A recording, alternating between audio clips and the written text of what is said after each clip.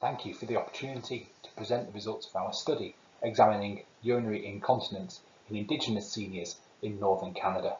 My name is Bill Gibson.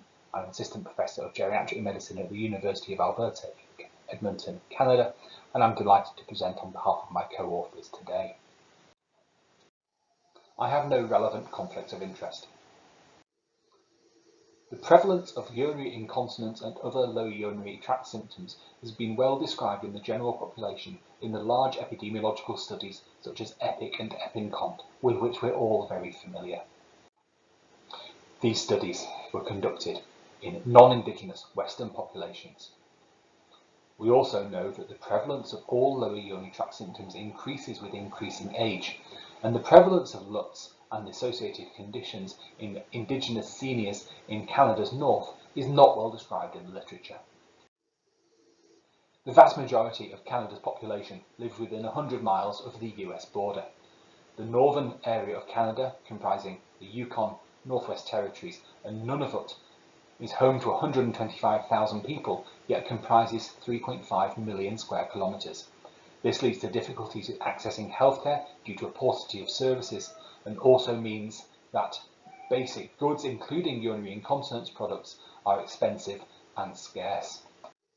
1 in 3 people in Canada's north identifies as Indigenous, and if we exclude the larger urban centres such as Yellowknife, this rises to 2 in 3. Indigenous people, and in particular Indigenous seniors, face specific challenges with accessing healthcare, including geographical isolation and ethnicity-based discrimination. The life expectancy of an Indigenous Canadian is up to 13 years lower than the non-Indigenous population. The aim of this study was to establish the distribution, associations and impact of lower urinary tract symptoms and urinary incontinence on Indigenous seniors in a medium-sized community in Canada's north. This study forms a subgroup analysis of a larger project called Capricorn. As part of this, a convenient sample of Indigenous seniors in a medium-sized community in Canada's north was recruited using local advertising and word of mouth through seniors groups. Data were collected via semi-structured interviews utilising culturally appropriate methods.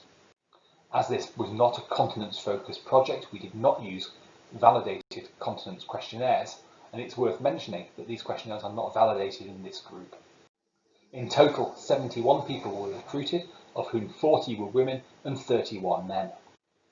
33 of them reported at least weekly incontinence, and 15% reported daily incontinence. Incontinence was much more common in women than men, but there was no difference in the rates of diabetes or ischemic heart disease between the groups. Stroke was more common in the incontinent than the continent group.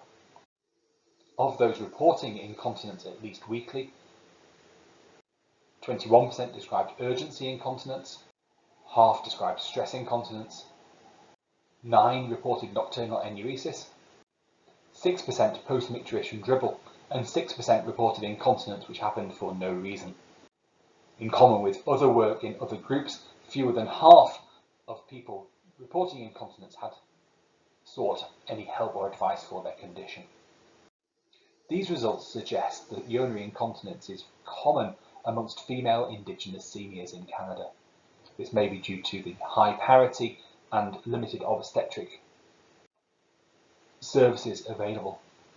The rates in our male participants were surprisingly low, and this may be due to underreporting. Anecdotally, the data collectors found that men often misunderstood what was meant by incontinence, and certainly men living in very rural areas are often not troubled by urgency, as the geography allows them to void their bladder whenever they wish, whilst outside. We had a very small sample size which limits the interpretability of these data and precluded formal statistical analysis. However, 10% of eligible seniors were recruited, which is a very good response rate.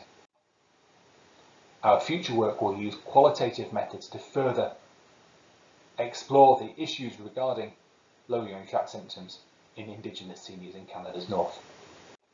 Many thanks for your attention.